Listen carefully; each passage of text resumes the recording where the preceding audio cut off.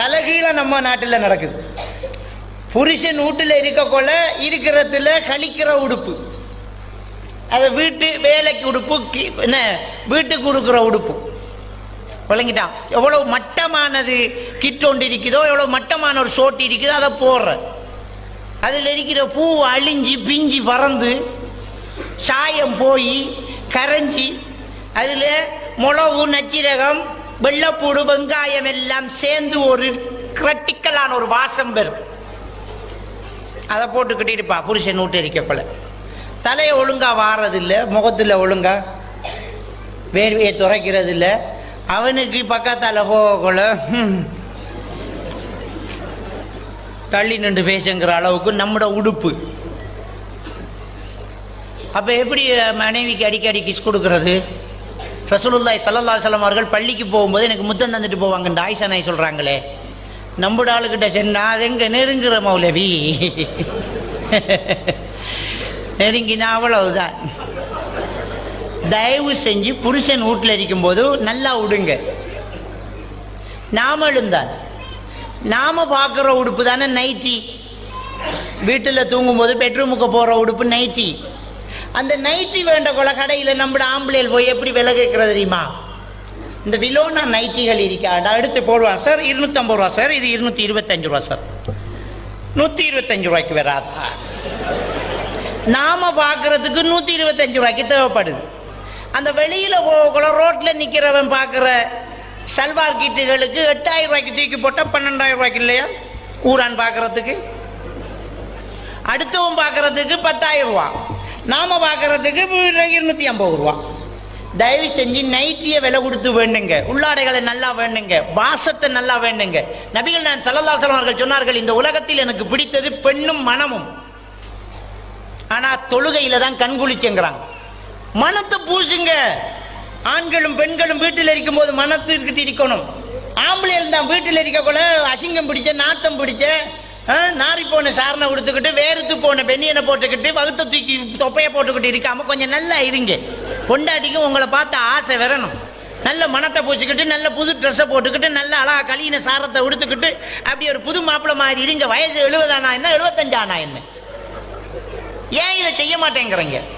Abu Talha ரலியல்லாஹு தஆலா அவர்கள் சொல்றாங்க, நாங்க பிரயாணம் போனா ஊருக்குள்ள நேரம் வர மாட்டோம். சஹாபாக்கள் காலத்துல இருந்த சரித்திரம் அது. வெளியூர்களுக்கு பயணம் போனா வீட்டை வர மாட்டாங்க, நேரம் வீட்டை வர மாட்டாங்க. ஏன் தெரியுமா? புருஷன் வீட்டில் இல்லாட்டி ஒழுங்கா உடுக்க மாட்டாங்க, தலை சீவி இருக்க மாட்டாங்க, முகத்தை கழுவி இருக்க மாட்டாங்க. நேரா வீட்டுக்கு வர மாட்டோம், பள்ளிக்கு வருவோம். பள்ளியில வந்து இருந்துகிட்டு தொழுகைக்கு அந்த ஏரியா பிள்ளைகள் எல்லாம் வரும். நாங்க 4 பேர் வெளியூர்ல இருந்து வந்தோம்டா, என் வீட்டு பக்கத்துல போய் என்ன பாப்பேன்னா, இங்க வா தம்பி, இங்க வா, வீட்டுல அண்டிக்கிட்டே சொல்லிடு நான் வந்துட்டேன்னு சொல்லி. அவரு என்னோட வந்தவர் பாப்பா, தம்பி நீ வேணாம், ஏன் வீட்டை சொல்லிட்டாண்டு. எல்லாரும் வந்த சிறுவர்களிடம் வீட்டுக்கு செய்தி அனுப்புவாங்க, உங்க மாப்பிள்ளை வந்தாச்சு.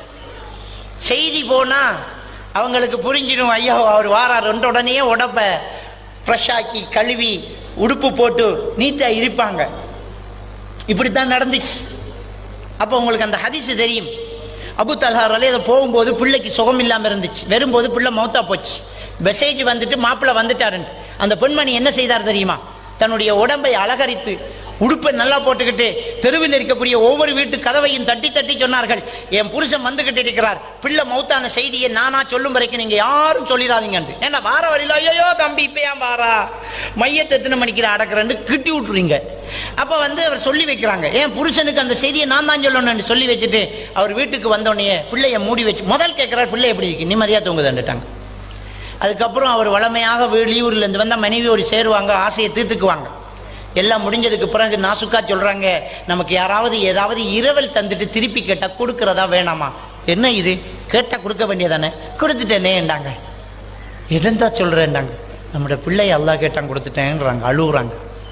அப்ப மனசுக்குள்ள எவ்வளவு வேதனையையும் வெஞ்சத்தையும் வச்சுக்கிட்டு கணவனோட இருந்திருப்பாங்க. நபிகள் நான் ஸல்லல்லாஹு அலைஹி வஸல்லம் அவர்கள்ட்ட அந்த ஆள் ஓடி போய் முறைப்பாடு செய்தார். யா ரசூலல்லாஹ், நான் பாவம் செஞ்சுட்டேன், மையத்தை வச்சுக்கிட்டு மனைவியோடு இருந்துட்டேன்னாங்க. உன் மனைவி செஞ்சது சரிதான், உன் வயிற்றில் அடுத்து உன் மனைவிக்கு இன்னொரு வாரிசு அல்லாஹ் வழங்கட்டும் என்று துவா கூட செய்தாங்க. அப்போ மனைவி அழகுபடுத்திக் கொள்றதுக்கு சந்தர்ப்பம் கொடுப்பதான் நான் வந்துட்டேன். இப்ப நாம பள்ளிக்கு வந்து ஆள் அனுப்ப தேவையில்லை, எல்லார கையிலையும் போன் இருக்குது, நாம போன் பண்ணலாம். வாரிய போல டவுனை தாண்டிட்டேன்டி. அதை புரிஞ்சுக்கிற அளவுக்கு நம்மளோட பொண்டாட்டி இல்லை. அதென்ன சொல்ற வாரானே இல்ல, நான் ஒரு 10 நிமிஷத்துல வந்துடுவேன். வாங்க, என்ன 10 நிமிஷத்துல வாங்க, இல்லாட்டி 15 நிமிஷத்துல வாங்க. என்ன இவளுக்கும் பழங்குறல்ல ஏன் சொல்றாரு, அந்த ஆளுக்கும் பழங்குறல்ல ஏன் சொல்றோம். அப்ப எப்பவுமே புருஷன் ஊர்ல இருக்கும் போது நல்லா உடுத்துக்கிட்டு இருக்கணும். ஏன்னா இன்னைக்கு நிறைய பேரு இன்னொரு பொம்பளைக்கு பின்னால போறான்ல. நாம கேள்விப்பட்டு பார்த்தா எவ்வளவு அழகான ஒரு மனைவியை வச்சுக்கிட்டு இந்த கிக்கிலிப்பைக்கு பின்னால போயிருக்கியாடா. அவன் என்ன சொல்றான் தெரியுமா, இதுதான் எனக்கு பருந்து மாதிரி தெரிஞ்சுது, அது ஊட்டரிக்கிற கிளி கிக்கிலிப்பை மாதிரி தெரியுது. அது ஊட்டரிக்க கூட ஒழுங்கா உடுக்கிறது இல்லையே, அதை பார்த்தா பசியே வெறுகுது இல்லையே. இங்கே கடையில் இருக்கிறத பார்த்தா அடியெல்லாம் கேரட் எல்லாம் பழச்சி வெட்டி வச்சு தக்காளி பழத்தில் பூ செஞ்சா பசிக்குது. அங்கே ரசமே இல்லை, ஆனால் பசிக்குது. வீட்டில் நல்ல சாப்பாடு இருந்தால் ஏன் அவன் கடையில் வச்சு சாப்பிட்றான்?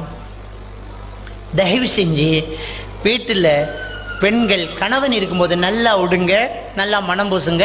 அதே மாதிரி கணவனும் நல்லா உடுங்க, நல்லா மனம் பூசுங்க. ஆடை என்பது அல்லாஹ் உதாரணம் ஏன் சொல்றான், ஆடை என்பது கொஞ்சம் மாசம் வந்தால், கொஞ்சம் வேர்த்து போனால், கொஞ்சம் அழுக்கு போனால் அதை தூய்மைப்படுத்தி திரும்பி அணிந்து கொள்கிறோம். அப்ப கணவன் மனைவி என்கிறவங்க ஒட்டி இருக்கும் போது நேர்த்தியாகவும் தூய்மையாகவும் அழகாகவும் துப்புரவாகவும் இருக்க வேண்டும். அல்லாஹ் அவ்வளவு அழகான அச்சுட்டான ஒரு உதாரணத்தை இந்த ஆடை விஷயத்துல சொல்லித்தாரானே, அதை நம்ம ரொம்ப தெளிவா புரிஞ்சுக்க வேண்டும்.